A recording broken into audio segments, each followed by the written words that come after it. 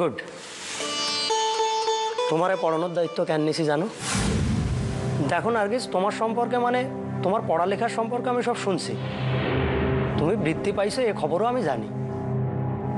তোমার মতন ছাত্রীরা যদি আমি একটু পড়ালেখা দেখাইয়া দিতে পারি, আর তার ফলে তুমি যদি মেট্রিক পরীক্ষায় একখান দুর্দান্ত ফল করতে পারো, তাহলে মাস্টার হিসেবে আমার অনেক সুনাম হইব। ভাই, সকলেই হয়তো আমার উপরে একই আশা রাখে, তাই আমি জানি যে কি? আমি জানি আমার ফল ভালো হইব না। আমি তোমার জীবনের সকল ঘটনা জানি বইন। আপনি আমারে বইন কইলেন? আপনি আমারে এতখানি সম্মান দিলেন ভাই। তুমি আমারে ভাই কইয়া ডাকো নাই? তোমার জীবনের ঘটনা আমার লেখান অনেকেই জানে নার্গিস, আর তার লাইগা আমার লেখান অনেকেই তোমারে শ্রদ্ধা করে। বকু ভাই, আমি যে করি সে তো আমি জানি। আমার লেখান নষ্টা মাইয়ারে আপনি শ্রদ্ধা করেন ভাই? তুমি কি নিজেরে নষ্টা ভাবো? তোমার লেখান সাহস, তোমার লেখান লড়াই কয়টা মাইয়া করতে পারে কও দেখি? তোমারে মাথা উঁচা কইরা সম্মান লইয়া বাঁচতে হইব। তুমি সকলের প্রদীপ দেখাইবা, আর তার লাইগা সকলের আগে তোমার প্রদীপের আলো দরকার। এই গায়ের জীবন তোমার জীবন নয় নার্গিস। তোমারে শহরে গিয়া লেখাপড়া শেষ করতে হইব, তারপর না হয় গায়ে আইসা আবার গায়ের কাম কইর। তাই আগে তোমারে তোমার নিজেকে যোগ্য কইরা করতে হইব।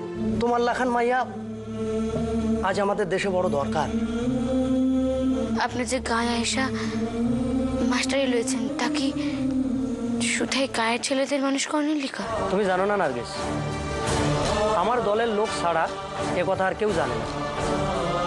আমি মাস্টারি করণের লগে লগে আরেকখান কামও করি, আর তার লাইগাই আমি গায়ে আইছি। কি কাম বকু ভাই? দেশে স্বাধীনকরণের কাম। কারণ আমার বিশ্বাস তোমার লেখান মাইয়ারা স্বতঃস্ফূর্তভাবে এই কামে একদিন আগায় আসবে।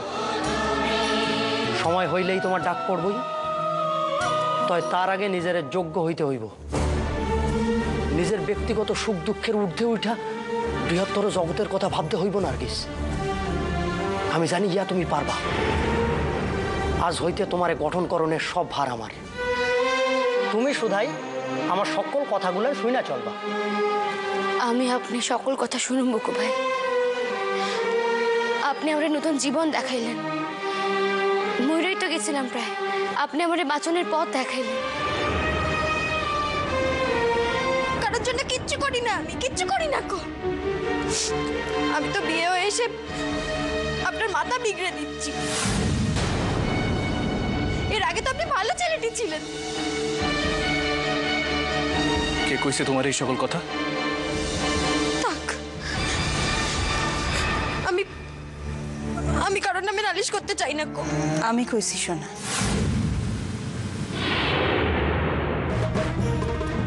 এবার আমার মাথা খান কাটবা তো? মা, ময়না, সন্ধ্যাবেলা তোমার ঘরে ঘরে প্রদীপ দেওয়ানের কথা। সেই কামখান না কইরা যে কামখান করতেছিল সেটা ঠিক মনে হইলো তোমার? আপনার ছেলে আমাকে জিজ্ঞেস করছিল, তাই তো। আর তাছাড়া একই বাড়িতে সব সময় আপনারা আমার সঙ্গে নার্গিসের তুলনা করেন। ওই নার্গিসের জন্য আমার মাকে পর্যন্ত এই বাড়ি থেকে চলে যেতে বলা হয়েছে। সে কথা কি আমি আমার স্বামীকে জানিয়েছি? আর সত্যি কথা বলতে কি, নার্গিস তার বাড়িতে গিয়ে তার মাস্টারের সঙ্গে যা ইচ্ছে তাই করুক না, কিন্তু আমাদের বাড়িতে পড়ার নাম করে ঘন্টার পর ঘন্টা। ছি ছি ছি।